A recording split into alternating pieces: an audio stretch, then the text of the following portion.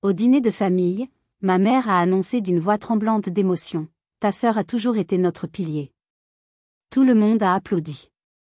Mon père avait les larmes aux yeux. Moi, je me suis penchée en arrière, un sourire glacial aux lèvres, et j'ai dit: « Parfait. Alors elle peut régler les 9 200 € de dette sur ma carte de crédit. » Le silence qui a suivi a été assourdissant. Voilà comment j'ai tout ruiné. Mais pour comprendre comment nous en sommes arrivés là, comment j'ai pu faire exploser ma propre famille, il faut que je vous raconte tout depuis le début. Avant de plonger dans les détails de cette soirée catastrophique, j'aimerais savoir d'où vous m'écoutez. Quelle ville, quel pays? Quelle heure est-il chez vous en ce moment? Dites-le moi dans les commentaires, j'adore voir jusqu'où mes histoires voyagent. La route vers la maison de mes parents, dans la banlieue verdoyante de Rennes, m'avait paru plus longue que d'habitude ce jeudi soir de mai. Chaque kilomètre augmentait le poids dans ma poitrine, une boule d'anxiété familière.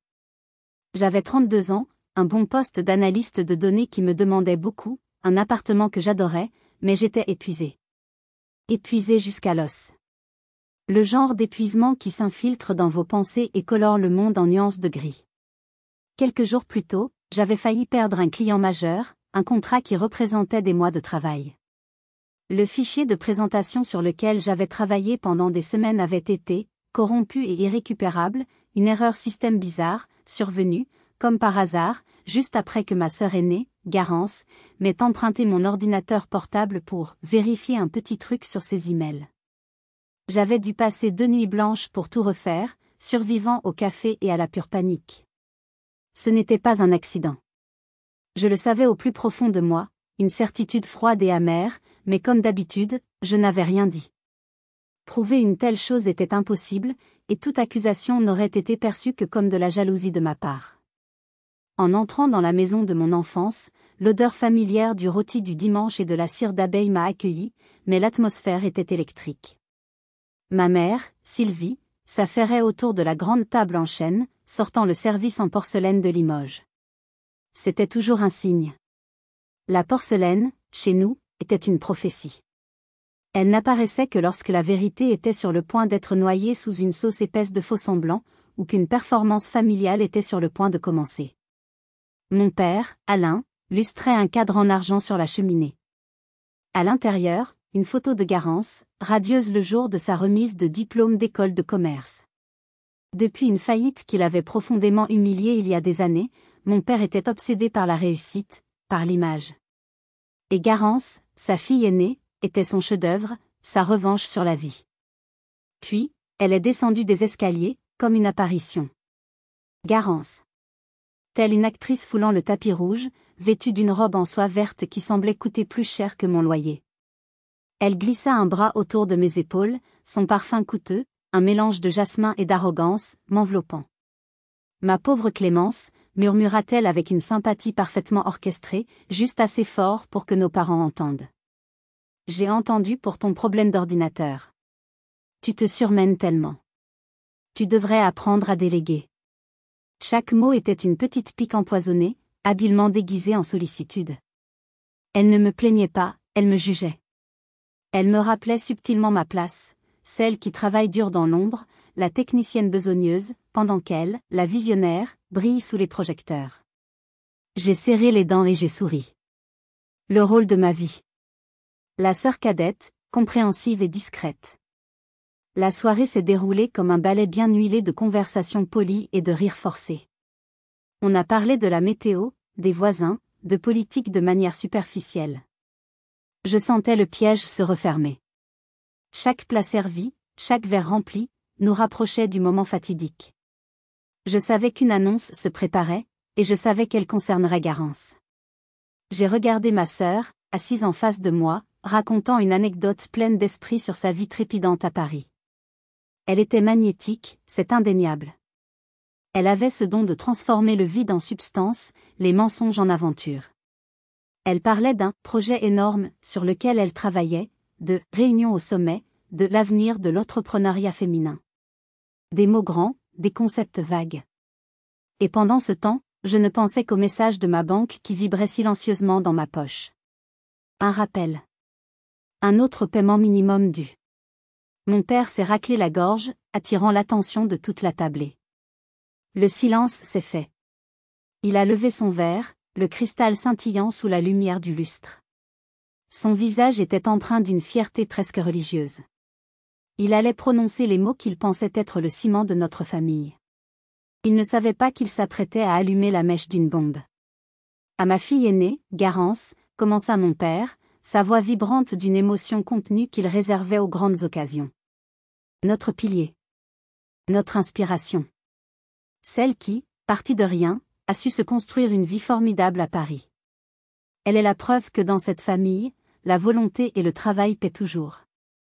À ta réussite, ma chérie. Ma mère a hoché la tête, les yeux brillants de larmes sincères. Les quelques oncles et tantes présents, habitués à ce genre de cérémonie, ont applaudi poliment. Et Garance, elle, a baissé les yeux avec une fausse modestie, un petit sourire victorieux flottant sur ses lèvres une fraction de seconde avant de disparaître. Mais je l'avais vu. Ce regard de triomphe fugace, ce regard qui disait « J'ai gagné ». Un pilier. Le mot a résonné dans ma tête comme une insulte, une dissonance criante avec la réalité que je vivais depuis des mois. Mon esprit a fait un bond en arrière de 6 mois, un soir de novembre pluvieux. J'étais encore à mon bureau, tard, finalisant un rapport, quand mon téléphone avait sonné. C'était Garance, en larmes, la voix paniquée. « Clem, j'ai un problème terrible. Un souci administratif avec ma banque, un truc stupide, mes comptes sont bloqués pour quelques semaines. C'est temporaire, vraiment. Mais je ne peux pas être approuvé pour une nouvelle carte à cause d'un quiproquo fiscal ridicule. Est-ce que tu pourrais juste te porter garante pour moi? Juste pour une carte de crédit, le temps que tout se débloque. 1 mois, 2 tout au plus. Je te jure que ça ne t'affectera pas. Tu me sauves la vie. » Ces mensonges étaient soyeux, pratiques, raisonnables. J'avais hésité, une petite voix au fond de moi, la voix de la prudence, me disant de ne pas le faire. Mais c'était ma sœur, en détresse. Et j'ai toujours été celle qui répare, celle qui maintient la paix, celle qui envoie les chèques et qui oublie les reçus. J'ai signé en ligne le lendemain matin, soulagée de pouvoir aider. Parce que c'est ce que j'ai toujours fait. J'étais la mécanicienne de la famille, celle qui resserrait les boulons pour que la belle voiture puisse continuer de rouler. Le premier mois, rien. Le deuxième, les alertes de paiement minimum ont commencé à apparaître sur mon téléphone pendant mes réunions. Des petites notifications discrètes qui me faisaient sursauter. « Ne t'inquiète pas, je m'en occupe cette semaine », me répondait-elle par texto, toujours avec un emoji bisou. Au 4e mois, le solde sur le relevé avait presque doublé. Des frais de retard, des intérêts exorbitants s'étaient ajoutés. Pendant ce temps, sur Instagram, Garance postait des photos de week-end à Deauville, de dîners dans des restaurants étoilés, de sacs de créateurs. Ces légendes parlaient de « culture de l'effort », de « construire un empire ». Elle construisait un empire, oui. Avec mon argent. Avec mon nom. Avec ma crédibilité bancaire. Je lui avais envoyé 2 emails polis, avec les relevés en pièces jointes. Le premier a été ignoré. Au second, elle a répondu par un emoji cœur et un « Tu es un ange, je te rembourse dès que possible ». Le « possible » n'est jamais arrivé. Le solde a continué de gonfler, comme une ecchymose sombre sur mes finances, un secret honteux que je cachais à tout le monde. Le discours de mon père a continué, plein de louanges. Il y a ceux qui parlent et ceux qui agissent. Garance est une femme d'action. J'ai fait tourner lentement mon verre sur la nappe en lin, la lumière des bougies se déformant dans le vin rouge. Je n'avais pas prévu de le dire. Pas ici. Pas comme ça. Mais la pièce entière applaudissait un miracle sculpté dans mon score de crédit, et soudain, le silence m'a semblé être de la complicité. C'était ça. Mon silence était leur permission de continuer ce théâtre. La colère a monté en moi, froide, pure et tranchante. Une colère nourrie par des années de petites injustices, de sacrifices invisibles, de mensonges étouffés pour préserver une paix qui n'était en fait qu'une illusion. Ils n'applaudissaient pas ma sœur. Ils applaudissaient leur propre aveuglement. Ils célébraient un conte de fées dont j'étais la marraine involontaire et ruinée. Alors que les applaudissements s'éteignaient, j'ai posé mon verre sur la table. Le son a claqué dans le silence soudain, un peu trop fort. Tous les regards se sont tournés vers moi. J'ai senti mon cœur battre à tout rompre, mais ma voix, quand elle est sortie, était calme. Terriblement calme. Parfait. Un seul mot. Ma mère a froncé les sourcils, ne comprenant pas Garance a arrêté de sourire. Alors, ai-je continué en me penchant en arrière sur ma chaise, les regardant tous, un par un, savourant leur confusion. Elle peut régler les 9200 € de dette sur ma carte de crédit. Les fourchettes se sont figées à mi-chemin des bouches. Les rires se sont étranglés. La maison elle-même semblait retenir son souffle, comme si on venait de couper le courant. Garance a toussé, un son rauque et laid qui n'allait pas avec son chemisier en soie. Quoi? De quoi tu parles? Ma mère a poussé un petit cri étranglé. Clémence, chérie, ce n'est pas une conversation à avoir à table. Ah non, ai-je demandé, et pour la première fois, ils ont dû voir dans mes yeux quelque chose qu'ils n'avaient jamais vu auparavant. Pas de la patience. Pas de la résignation. Mais du feu. J'ai plongé la main dans mon sac à main, j'en ai sorti une épaisse enveloppe Kraft que j'avais préparée, au cas où, et je l'ai posée au centre de la table. Elle a atterri avec un bruit sourd et mat. Voici le prix de son succès. La facture de son empire. J'ai regardé Garance droit dans les yeux. Relevé détaillé. Date, boutique, billet d'avion pour Tulum, tout y est. Y compris les intérêts que j'ai payés pour que notre pilier ne reçoive pas d'appel de recouvrement. Je me suis levé, ma chaise grinçant sur le parquet ancien. Bon appétit. Le bruit du lourd pène de la porte d'entrée se refermant derrière moi a sonné comme un coup de feu mettant fin à la pièce de théâtre. J'étais libre. Du moins, c'est ce que je croyais. Mais je ne savais pas que la guerre ne faisait que commencer. Les 4 jours qui ont suivi ont été d'un silence assourdissant, un vide anormal qui semblait aspirer tout l'air autour de moi. Pas un appel. Pas un SMS. Pas même un de ces gifs « bonjour » un peu kitsch que ma mère envoyait habituellement comme une monnaie d'échange émotionnel, une façon de prendre la température sans vraiment parler. Quand ma famille se tait, ce n'est pas la paix. C'est le calme avant la tempête, le bourdonnement sourd d'une cellule de crise en pleine action. Je pouvais les imaginer, réunis dans le salon, parlant à voix basse, analysant la situation, réécrivant l'histoire pour me transformer en méchante, en l'ingrate qui avait tout gâché par jalousie. Je passais mes journées à fixer mon écran d'ordinateur au travail, incapable de me concentrer, lisant et relisant les mêmes lignes de code. Mes nuits, je les passais à arpenter mon petit appartement à Rennes, le parquet grinçant sous mes pas. Le doute s'est insinué en moi, froid et insidieux. Ai-je été trop loin? Ai-je humilié ma sœur publiquement par pure vengeance? N'y avait-il pas une autre façon, plus douce, plus familiale, de régler ça? La culpabilité est une chose terrible, une arme que ma famille a toujours su manier à la perfection. Elle vous fait remettre en question votre propre réalité, elle vous fait croire que votre colère n'est pas légitime, que vous êtes le problème. Pendant un instant, un terrible instant, le dimanche après-midi, j'ai presque pris mon téléphone pour appeler ma mère, pour m'excuser, pour ravaler la vérité et reprendre mon rôle de fille silencieuse et conciliante, juste pour que ce silence angoissant s'arrête. C'est une situation horrible, n'est-ce pas? Se sentir coupable simplement pour avoir dit la vérité. Si vous étiez à ma place, qu'auriez-vous fait? Auriez-vous appelé pour vous excuser, ou seriez-vous resté sur vos positions? Dites-le moi dans les commentaires, vos avis m'intéressent vraiment, car à ce moment-là, je me sentais terriblement seule. Le 4e jour, à 17h47 précise, mon téléphone a vibré. Le nom de mon père s'est affiché. Pas un appel. Un SMS. Nous devons parler. Viens ce soir. 19h précise. Pas de bonjour. Pas d'excuses. Juste un ordre. Le message ressemblait moins à une invitation qu'à une convocation au tribunal. J'ai fixé l'écran pendant une longue minute, le cœur battant. Ma première impulsion a été d'ignorer. Mais ensuite, la colère est revenue, chassant la culpabilité. J'ai répondu par un seul mot. Pourquoi? Il n'a jamais répondu. Pourtant, à 18h58, je me garais dans leur allée. Pas parce que je leur devais quoi que ce soit, mais parce qu'une partie de moi, la partie qui en avait assez de souffrir en silence, voulait voir l'étendue des dégâts. Je voulais voir jusqu'où les fissures s'étaient propagées sur la belle façade de notre famille parfaite.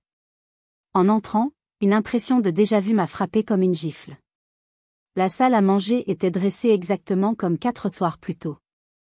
Même bougie, même porcelaine de Limoges, même illusion de civilité. Mais cette fois, il n'y avait pas l'odeur du saumon rôti ou les rires répétés pour les invités. Juste une odeur de cire, de tension et de meubles disposés pour une confrontation. Mon père était assis en bout de table, la posture parfaite, un dossier cartonné posé devant lui comme un accessoire de film judiciaire. Ma mère se tenait derrière lui, les mains jointes comme si elle priait pour que le beau temps revienne. Et Garance, elle, était adossée au mur du fond, faisant défiler son téléphone, feignant d'être détachée. Son expression oscillait entre la suffisance et une fragilité calculée. Mathieu n'était pas là. « Assieds-toi » a dit mon père. Sa voix était dépourvue de toute chaleur. Je me suis assise. Il a ouvert le dossier, en a sorti un chèque de banque et l'a fait glisser sur la table polie vers moi. Je ne l'ai pas touché. Le montant était exact. 9 200 €. Au centime près. Voilà, dit-il. Pour régler les choses. Entre adultes. Régler, ai-je répété, mes yeux toujours fixés sur le chèque. C'est un mot poli pour acheter mon silence. Ne sois pas dramatique, soupira ma mère en se frottant la tempe. Son geste favori pour signaler son exaspération et clore une conversation. Tu as mis ta sœur dans l'embarras. Tu nous as tous pris par surprise. Nous voulons juste tourner la page. J'ai ri. Un rire sec, bref, qui a surpris tout le monde, moi la première.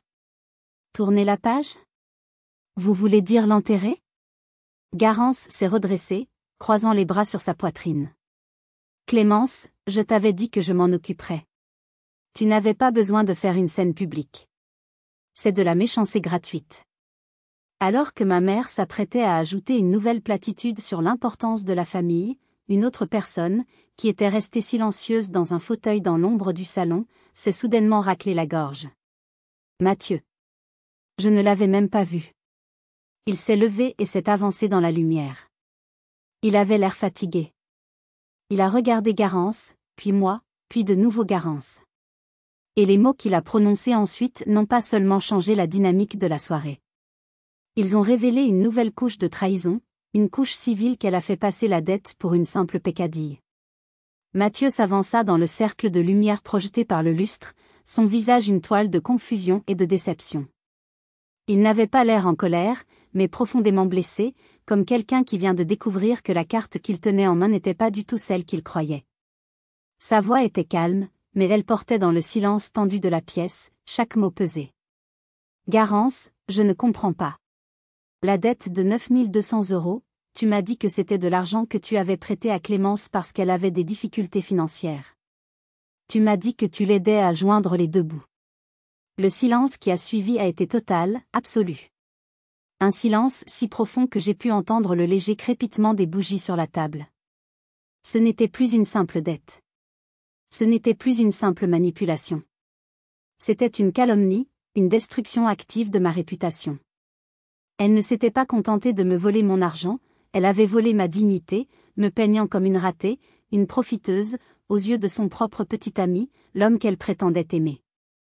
Elle avait inversé les rôles pour se donner le beau rôle, celui de la sœur généreuse et sacrificielle qui supportait en silence les problèmes de sa cadette immature. Le sang a quitté le visage de Garance. Elle a ouvert la bouche, puis l'a refermée, comme un poisson hors de l'eau. Pour la première fois de sa vie, peut-être, elle était à court de mots, prise dans son propre filet de mensonges, incapable d'improviser une sortie. Mon père a regardé sa fille aînée, un froncement de sourcils perplexe creusant son front.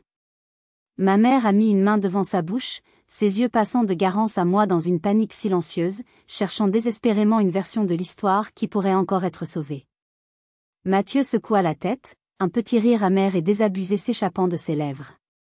Il se leva complètement, s'approcha de la table, sortit un trousseau de clés de sa poche et le posa doucement sur le bois poli, à côté du chèque. Le son métallique a résonné comme un verdict final. Je crois que j'ai besoin de prendre l'air, dit-il. Il ne regarda même plus Garance. Il me jeta un dernier regard, un mélange de pitié et d'un respect nouveau, puis se dirigea vers la porte. J'en ai assez des histoires, Garance. Je ne sais plus ce qui est vrai et ce qui est faux avec toi. La porte s'est refermée derrière lui, laissant un vide glacial et une paire de clés solitaires sur la table.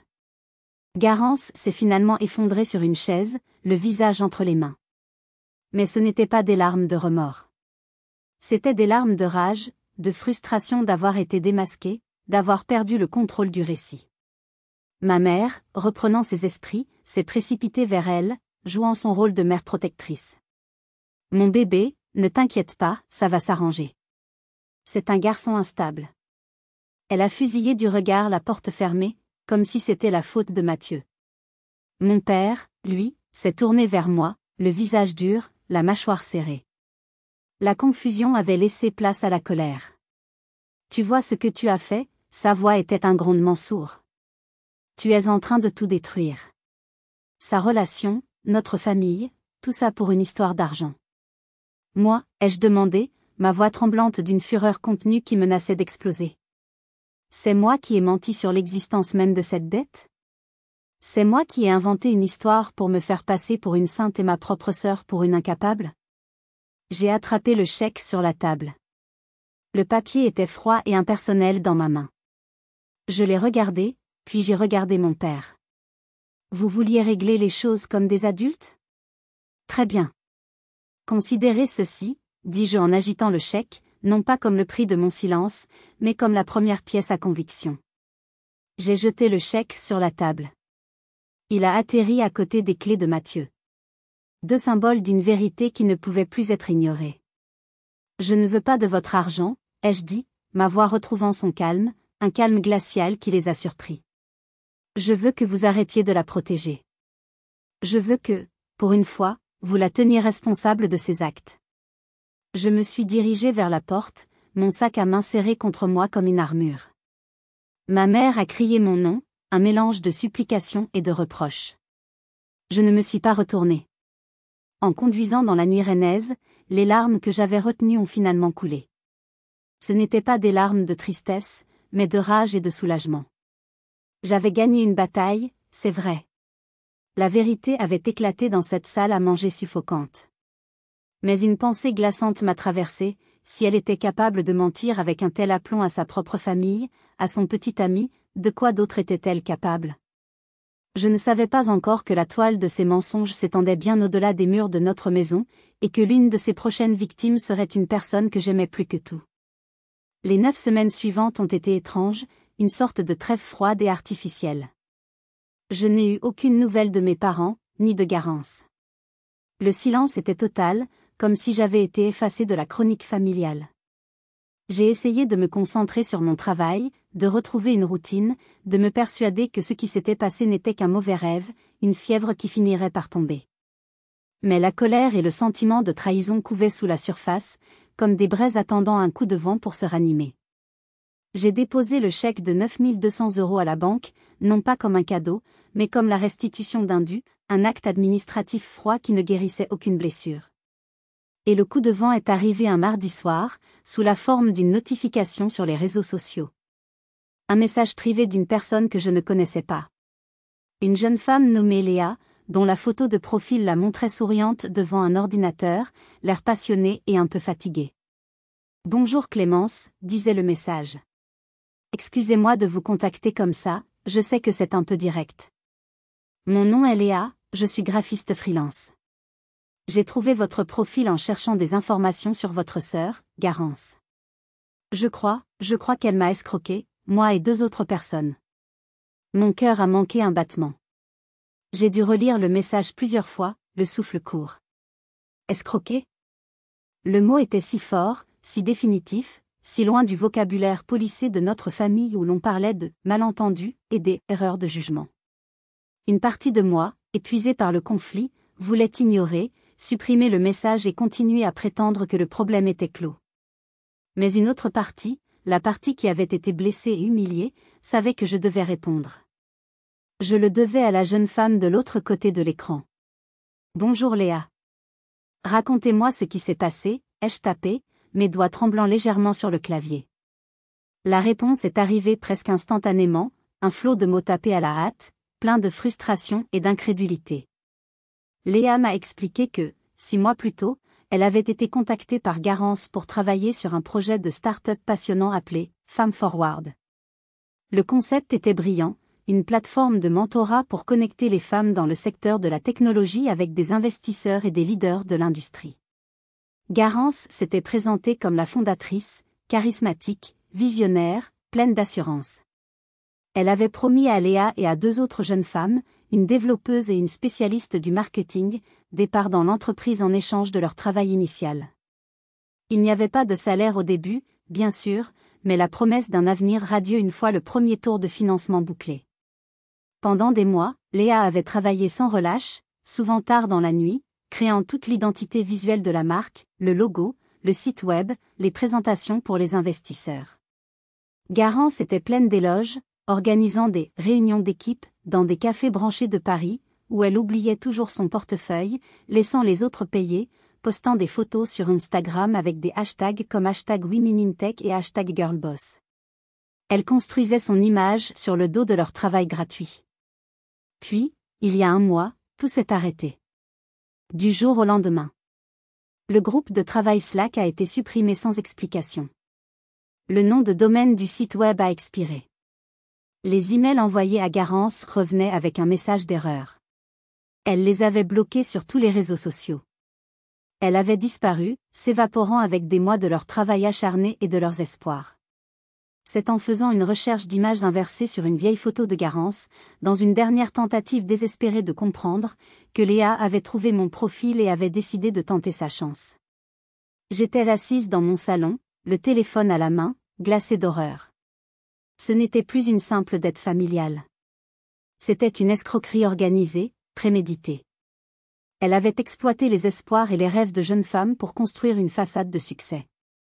Alors que je digérais cette information, mon téléphone a sonné. Le nom qui s'est affiché sur l'écran m'a fait sursauter. C'était Aude. Ma meilleure amie depuis le lycée. Clem? Ça va, sa voix était hésitante, fragile. Aude? Ça va, et toi? Je ne m'attendais pas à ton appel. Il y a eu un silence. Un silence trop long, lourd de non-dits. En fait, non, ça ne va pas, a-t-elle finalement dit, sa voix se brisant sur le dernier mot. Il faut que je te parle de quelque chose d'important. C'est à propos de Garance. Mon estomac s'est noué. Une terrible prémonition m'a envahi. Je savais, avant même qu'elle ne le dise, ce qu'elle allait m'annoncer. Et en écoutant son histoire, ma colère s'est transformée en quelque chose de bien plus sombre et profond, une douleur lancinante et une détermination de fer. Garance ne s'était pas contentée de voler de l'argent. Elle avait trahi la confiance de ma meilleure amie. La voix d'Aude au téléphone était un murmure brisé, chargé de honte. Clem, je suis tellement désolée de ne pas t'en avoir parlé avant. Je me sens si stupide, si naïve. Elle a pris une grande inspiration, et les mots sont sortis dans un flot précipité, comme si elle libérait enfin un poison qu'elle gardait en elle depuis des semaines. Elle m'a raconté comment, il y a 4 mois, Garance l'avait contactée, pleine d'enthousiasme. Elle lui avait parlé de « Femme Forward » avec une passion contagieuse, décrivant un avenir où les femmes s'entraideraient pour briser le plafond de verre dans le monde de la tech. Puis, elle était arrivée à son véritable objectif. Elle expliquait qu'elle cherchait quelques investisseurs providentiels, précoces, un cercle très fermé de proches en qui elle avait une confiance absolue, pour boucler une petite levée de fonds, d'amorçage avant de présenter le projet aux grands investisseurs institutionnels. Elle avait utilisé notre amitié comme un levier, comme un passe-droit pour accéder à la confiance d'Aude. Tu sais à quel point Clémence et moi sommes proches, avait-elle dit à Aude, avec une chaleur calculée. Tu fais partie de la famille. C'est une opportunité que je ne propose qu'à mon cercle le plus intime. Aude, qui venait de toucher une petite somme d'héritage de sa grand-mère, avait été complètement séduite. Depuis des années, elle rêvait de quitter son travail monotone dans l'administration pour lancer son propre atelier de céramique. C'était son grand projet, le rêve de sa vie. Garance le savait. Et elle s'en est servie. Elle lui avait promis un retour sur investissement de 40% en 6 mois. C'est l'argent qui te permettra de lancer ton projet sans faire de crédit, Aude. C'est le destin. Considère ça comme un coup de pouce entre sœurs. Aude, aveuglée par l'amitié qu'elle pensait que nous partagions et par la promesse de réaliser enfin son rêve, lui avait fait un virement de 5 000 €. C'était presque toutes ses économies. L'argent de sa grand-mère. L'argent de son avenir. En écoutant son histoire, j'ai senti une nausée monter, amère et acide. Ce n'était plus abstrait. Ce n'était plus une histoire de relevés bancaires ou de jeunes femmes anonymes à Paris. C'était Aude. Mon Aude. Celle qui m'avait tenu la main après ma première rupture au lycée, celle qui avait peint les murs de mon premier appartement avec moi en riant et en renversant de la peinture partout.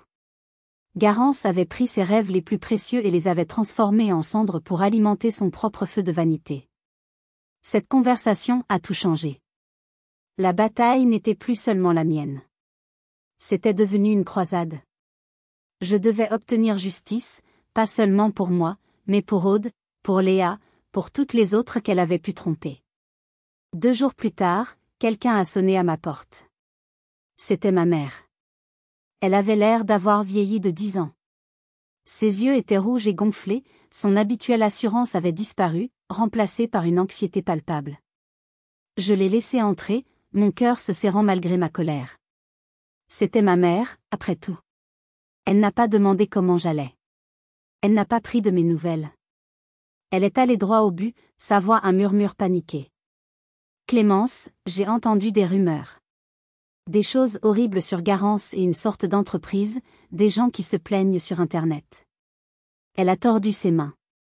S'il te plaît, dis-moi que tu n'as rien à voir avec ça. Dis-moi que tu ne vas pas envenimer les choses.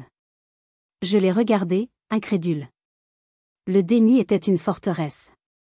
Envenimer les choses? Maman, elle a escroqué des gens. Elle a volé 5 000 € à Aude. Ma meilleure amie. Ton sang, comme tu dis si bien, a volé l'avenir de mon ami. Le visage de ma mère s'est fermé. La panique a laissé place à une froide détermination, celle d'une mère louve prête à défendre son petit, même s'il est coupable. Ce sont des problèmes d'adultes. Aude savait ce qu'elle faisait en investissant. On ne fait pas d'omelette sans casser des œufs en affaires. Ce que je te demande, Clémence, c'est de penser à cette famille. À notre nom. Tu imagines le scandale si ça sort dans la presse locale? Ton père ne s'en remettrait jamais. J'ai reculé d'un pas, comme si elle m'avait giflé. La dissonance cognitive était stupéfiante. L'image était plus importante que la réalité. La réputation plus précieuse que la justice, que l'amitié, que la simple décence. Et Aude, alors, ai-je demandé, ma voix tremblant de rage. Et son argent? Ses rêves? L'héritage de sa grand-mère? Ça ne compte pas? Ou est-ce que ça compte moins que ce que les voisins de Rennes pourraient penser? Elle n'a pas répondu. Elle ne pouvait pas.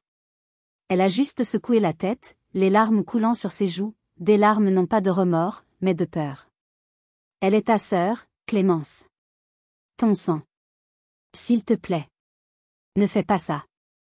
Je l'ai raccompagnée jusqu'à la porte en silence. En la regardant s'éloigner dans le couloir, le dos voûté, j'ai su qu'une ligne avait été franchie. Il n'y avait plus de retour en arrière possible. Elle avait choisi son camp. Et ce n'était pas le mien. Alors que je fermais la porte, une détermination froide s'est installée en moi. Je n'étais plus seule dans ce combat. Et je ne savais pas encore que mon plus grand allié, celui qui détenait la clé pour tout exposer, était sur le point de refaire surface, sortant d'un passé que je croyais clos. Les jours suivants, l'histoire a commencé à prendre de l'ampleur de manière organique. Léa, la graphiste, a écrit un long article très détaillé sur un blog dédié aux startups en France. Elle n'a pas nommé Garance directement, mais elle a donné suffisamment de détails sur le projet, Femme Forward, les dates, et les méthodes de manipulation pour que les gens du milieu fassent rapidement le lien. L'article, intitulé « La fondatrice qui prêchait l'émancipation et pratiquait l'exploitation », a été partagé des centaines de fois en quelques heures. Les commentaires affluaient, d'autres femmes racontant des expériences similaires avec une « entrepreneuse charismatique » à Paris, qui leur avait vendu du rêve avant de disparaître. La boule de neige commençait à dévaler la pente, et elle devenait de plus en plus grosse. C'est alors que j'ai reçu un message inattendu sur une messagerie sécurisée. C'était Mathieu, l'ex-petit ami de Garance. Salut Clémence. J'ai vu l'article de blog. Je crois que je sais de qui il s'agit. Il faut qu'on se voie. J'ai quelque chose pour toi. Quelque chose que tu dois voir. Nous nous sommes retrouvés dans un café impersonnel près de la gare de Rennes, un lieu de passage où personne ne nous connaîtrait. Il avait l'air tourmenté, comme s'il portait un lourd fardeau. Il avait des cernes sous les yeux et n'arrêtait pas de regarder autour de lui. Il a commandé un café qu'il n'a pas touché. Je me sens un peu comme un traître, a-t-il commencé, en évitant mon regard, fixant sa tasse de café froid. Mais après ce qui s'est passé chez tes parents, et en lisant cet article, je ne peux pas. Je ne peux pas la couvrir plus longtemps. J'ai été un idiot. Je l'ai cru pendant des mois. Il a continué, la voix basse, presque un murmure. Je suis retourné à notre ancien appartement la semaine dernière pour récupérer mes dernières affaires. Elle n'était pas là, elle est partie vivre ailleurs, je ne sais pas où. J'ai trouvé quelque chose qu'elle avait oublié dans un tiroir. Un disque dur externe. Au début, je n'y ai pas prêté attention, je l'ai juste mis dans mon carton. Et puis, hier soir, la curiosité, ou peut-être le besoin de comprendre. J'ai regardé ce qu'il y avait dessus. Clémence, c'est pire que tout ce que tu peux imaginer. C'est méthodique, c'est froid. Il a glissé sa main dans la poche de sa veste et a posé un petit objet rectangulaire sur la table entre nous. Le disque dur. Enveloppé dans un simple élastique. Il semblait si petit, si inoffensif. Je ne sais pas si je fais bien, a-t-il murmuré, en me regardant enfin dans les yeux. Mais je pense que tu mérites de savoir toute la vérité. Pour te défendre. Et pour les autres filles. Elle m'a menti sur tout, depuis le début. Elle mérite de faire face à la réalité. Il s'est levé, a laissé un billet de 10 € sur la table et est parti sans un mot de plus, me laissant seul avec cette petite bombe à retardement technologique. Cette histoire devient de plus en plus folle, n'est-ce pas? Si vous êtes aussi captivé que moi par ce qui va se passer, n'oubliez pas de cliquer sur le bouton « J'aime » pour soutenir la chaîne. Votre soutien m'aide énormément à continuer de vous raconter ces histoires. Et croyez-moi, ce qui suit va vous laisser sans voix. Ce soir-là, chez moi, j'ai longuement hésité avant de brancher le disque dur sur mon ordinateur. Une partie de moi avait peur de ce que j'allais découvrir. J'avais l'impression d'ouvrir la boîte de Pandore, de libérer des mots que je ne pourrais plus jamais contenir. J'ai pensé à ma mère, à mon père, à l'image brisée de notre famille. Mais ensuite, j'ai pensé à Aude, à Léa, et à mon propre nom sali. J'ai pensé à la froideur calculatrice dans les yeux de Garance. Et cette pensée m'a donné le courage nécessaire. L'icône du disque est apparue sur mon bureau. Garance-archive. J'ai double-cliqué. Des dizaines de dossiers bien organisés sont apparus. Projet, inspiration, voyage. Et puis, un dossier qui a attiré mon attention, qui semblait presque crier. Finance. À l'intérieur, plusieurs sous-dossiers. Mais un fichier en particulier m'a glacé le sang. Un simple fichier Excel. Il était nommé « carnet d'adresse.xlsx ». Un nom si anodin. Si banal. J'ai senti mon estomac se tordre. Avec une main tremblante, j'ai cliqué pour l'ouvrir. Mon propre nom était le premier sur la liste. Le fichier Excel s'est ouvert, et ce que j'ai vu à l'écran m'a coupé le souffle. Ce n'était pas une simple comptabilité. C'était une grille d'une froideur clinique, un catalogue de ses manipulations. Chaque ligne était une personne, une proie. Chaque colonne, un détail de sa stratégie d'exploitation. C'était bien plus qu'un simple suivi de dettes, c'était un manuel d'exploitation humaine, un plan de bataille contre tous ceux qui avaient eu le malheur de lui faire confiance. La colonne A contenait les noms. Mon nom, Clémence, était en haut de la liste, comme un trophée. Dans la colonne B, le montant, 9 200 €.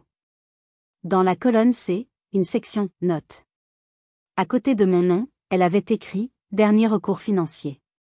Facilement manipulable par le sentiment de culpabilité familiale. Source fiable et silencieuse. Facilement manipulable. Ces 2 mots m'ont frappé avec la violence d'un coup de poing dans l'estomac. Elle ne me voyait pas comme sa sœur. Elle me voyait comme une ressource, une variable dans une équation, un pion à déplacer sur son échiquier personnel. Elle m'avait analysé, disséqué, comme un sujet de laboratoire. J'ai fait défiler la liste, le cœur battant à tout rompre. Le nom d'Aude est apparu. 5 000 €. Note, amie de Clémence. Naïve et pleine de rêves, atelier de poterie. Très facile à convaincre en utilisant l'amitié. Potentiel pour une 2e demande plus tard. Le cynisme de la dernière phrase m'a donné la nausée. Elle avait déjà prévu de revenir la plumer. Puis, le nom de mon cousin, Romain. 12 000 €. Note, économie pour son mariage avec Sophie. Pression financière élevée. Pliera s'y acculé, peur du conflit.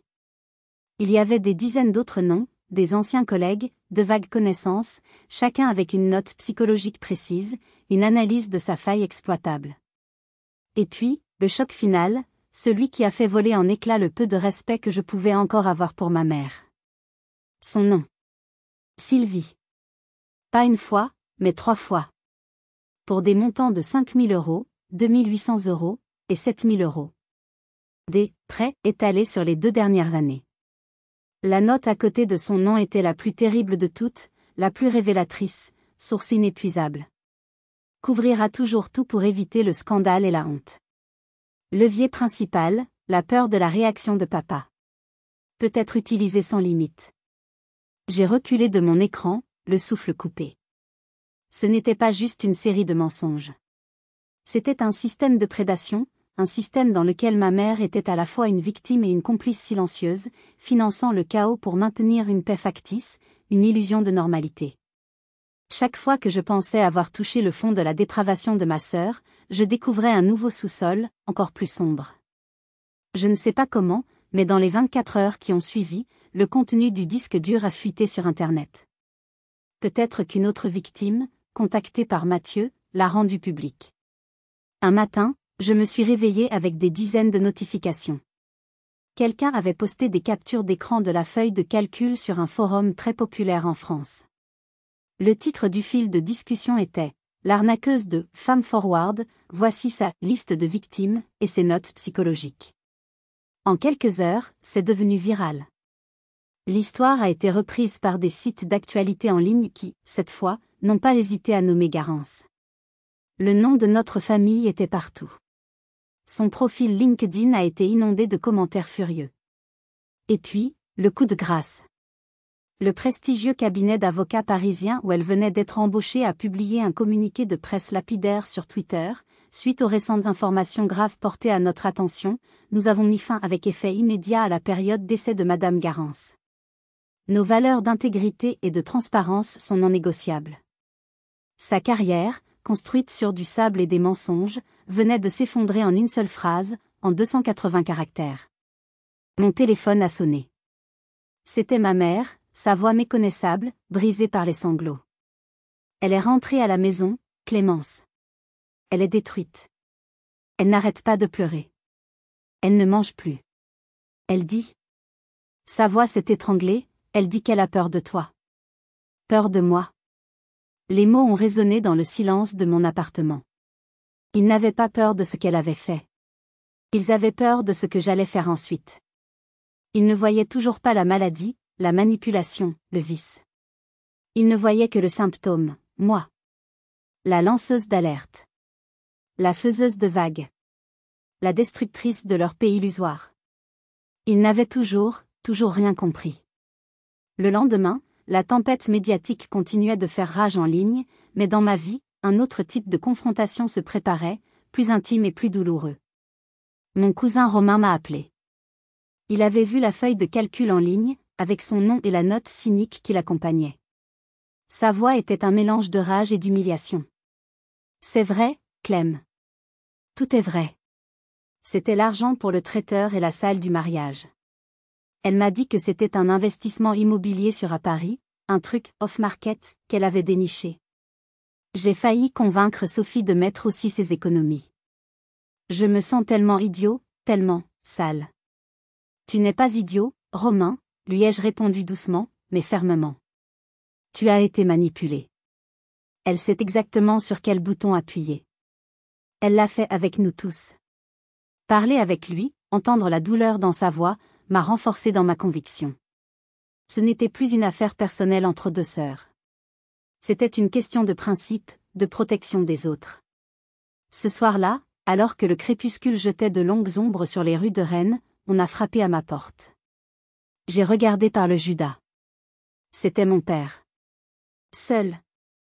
J'ai hésité, puis j'ai ouvert. Il n'avait pas son air autoritaire habituel. Il avait l'air vieux. Plus petit. L'homme qui commandait autrefois chaque pièce dans laquelle il entrait, dont la voix de baryton mettait fin à toutes les disputes, se tenait sur mon paillasson comme un étranger, incertain de son accueil. Je l'ai laissé entrer en silence. Il n'a pas essayé de s'asseoir. Il est resté debout au milieu de mon salon, les mains dans les poches de son vieux pardessus, le regard perdu dans le vague. J'ai échoué, a-t-il finalement murmuré, la voix rauque, s'adressant plus au mur qu'à moi. J'ai tout misé sur elle. Après mon échec, tu sais, l'entreprise, je voulais tellement que l'un de mes enfants réussisse brillamment. Que le nom de la famille signifie quelque chose de nouveau. Quelque chose de fort. Qu'on ne nous regarde plus jamais avec pitié. Je l'ai poussée, je l'ai encouragée, et je n'ai pas voulu voir ce qu'elle devenait vraiment. J'ai préféré l'illusion de la réussite à la réalité de son caractère. C'était plus facile. Ce n'étaient pas des excuses. Pas vraiment. C'était une confession. La confession d'un homme brisé, confronté à la ruine de ses propres ambitions projetées sur sa fille. Il ne pleurait pas pour elle, ni pour moi. Il pleurait pour son propre rêve brisé. Ton rêve est devenu son arme, ai-je répondu, sans colère, juste avec une immense lassitude. Et c'est devenu mon cauchemar. Et celui de beaucoup d'autres. Il a hoché la tête, les yeux embués. Ta mère, elle est d'une autre génération, Clémence. Pour elle, le linge sale se lave en famille. Elle a toujours pensé que protéger la famille, c'était étouffer les problèmes. Elle pensait que si personne n'en parlait, ils finiraient par disparaître, comme par magie. Certains problèmes ne disparaissent pas, papa, ai-je dit, ma voix se durcissant un peu. Ils métastasent. Ils infectent tout ce qu'ils touchent. Il y a eu un long silence, seulement troublé par le bruit lointain de la circulation. Il a sorti une enveloppe épaisse de la poche intérieure de sa veste. J'ai retiré de l'argent. C'est pour les autres. Pour Aude, pour ton cousin. Pour réparer ce qui peut l'être. J'ai secoué la tête. L'argent ne répare pas la confiance brisée. Il ne guérit pas l'humiliation. La seule chose qui puisse commencer à guérir, c'est la vérité. La vérité complète et sans fard. Je l'ai regardé droit dans les yeux, pour qu'il n'y ait aucun doute. Et je vais la raconter. Je vais écrire toute l'histoire. Pour que ça ne se reproduise plus. Je m'attendais à ce qu'il se mette en colère, qu'il me supplie, qu'il tente de m'en dissuader. Mais il n'a rien fait de tout ça. Il a simplement semblé accepter l'inévitable. Pour la première fois, il ne défendait plus l'illusion. Il a juste hoché la tête, un mouvement à peine perceptible, un signe de défaite totale. Fais ce que tu as à faire, Clémence. Quand il est parti, l'enveloppe était toujours sur ma table basse. Je ne l'ai jamais ouverte. En m'asseyant devant mon ordinateur, le curseur clignotant sur une page blanche, je savais ce qui me restait à faire. Ce n'était plus une question de vengeance contre Garance, ni de rébellion contre mes parents. C'était une question de reprendre le contrôle de mon histoire, de définir la vérité avec mes propres mots, pour moi-même et pour tous ceux qui avaient été réduits au silence.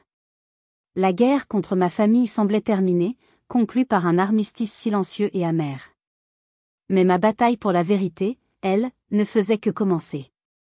Demain, j'appuierai sur « Publier ». Le lundi matin, à 9 heures précises, après une nuit de relecture et d'hésitation, j'ai cliqué sur « Publier ». L'article a été mis en ligne sur une plateforme de blog bien connue, sous mon vrai nom. Le titre était simple, direct, La fille en or, mensonge de famille et le prix du silence. Ce n'était pas un article anonyme. Ce n'était pas une histoire déguisée ou romancée. C'était un récit direct, chronologique, factuel, impossible à nier. J'ai tout inclus, la dette de carte de crédit, la fausse start-up, Femme Forward, les témoignages de Léa et Aude, avec leur permission, des extraits anonymisés de la feuille de calcul, et même une réflexion honnête sur le rôle de la complicité silencieuse de mes parents dans ce désastre. Je n'ai rien caché, je n'ai rien adouci. J'ai simplement exposé les faits, froids et nus. L'effet a été immédiat et explosif. Bien plus que je ne l'aurais jamais imaginé. En fin de journée, l'article avait été partagé plus de 70 000 fois. Mon nom était en tendance sur Twitter en France. Des journalistes de grands médias nationaux m'ont contacté pour des interviews, des podcasts voulaient que je vienne parler de la violence financière familiale et de la manipulation narcissique. J'ai tout ignoré. J'ai refusé toutes les demandes. Je n'avais pas fait ça pour devenir un symbole ou une célébrité d'un jour. Je l'avais fait pour que la vérité soit consignée, quelque part, de manière indélébile. Pour créer un dossier public qui ne pourrait plus jamais être effacé ou nié. À 19h, un email de mes parents est arrivé. Une adresse email commune qu'ils utilisaient pour les communications officielles. Objet, affaires familiales. Nous sommes profondément blessés par ta décision de rendre publiques des questions qui sont, et auraient dû rester, privées. Ta démarche a causé un tort irréparable à notre famille. Pour le moment, il est préférable que nous cessions tout contact. Merci de respecter notre souhait. Pas d'excuses. Pas de reconnaissance de leur propre rôle. Juste une dernière tentative de me dicter le silence, de me faire porter le blâme de la destruction. J'ai lu le message 2 fois, j'ai ressenti une pointe de tristesse, puis je l'ai archivé sans répondre. Le rideau était tombé. Ce soir-là, je me suis assise sur mon balcon avec un plaid et un verre de vin. Les lumières de Rennes s'étendaient sous mes pieds comme un organisme vivant et respirant. Chaque fenêtre allumée était une vie, une histoire que je ne connaissais pas, chacune avec ses propres fractures silencieuses, ses propres secrets. Je n'ai ressenti ni triomphe, ni joie mauvaise. Juste un immense, un profond soulagement. Comme si j'avais porté un sac à dos rempli de pierres pendant 30 ans et que je venais enfin de le poser. Le poids de leurs secrets, de leurs attentes, de leurs mensonges, tout avait disparu. J'étais plus légère. Pendant des années, j'avais cru que le silence me gardait en sécurité. Que si je ne faisais pas de vagues, si je ne dérangeais pas l'équilibre précaire, je ne me noierais pas. Mais j'ai appris une dure leçon. Le silence ne vous sauve pas. Il vous noie, lentement, de l'intérieur, jusqu'à ce que vous ne sachiez plus qui vous êtes. Je n'ai pas détruit ma famille. La famille que je croyais connaître n'a jamais vraiment existé. C'était une construction, une pièce de théâtre. J'ai simplement arrêté d'être la colle qui maintenait leurs mensonges ensemble. La vérité n'est pas toujours douce, elle n'est pas toujours réconfortante. Parfois, la vérité est un incendie qui ravage tout sur son passage. Mais parfois, il faut tout brûler pour pouvoir reconstruire sur des fondations saines, honnêtes et solides.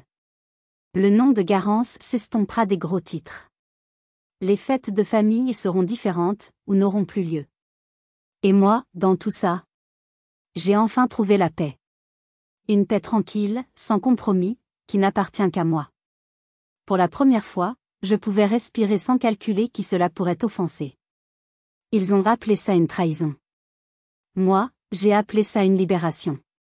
Ceci est mon histoire, mais je sais que je ne suis pas seule.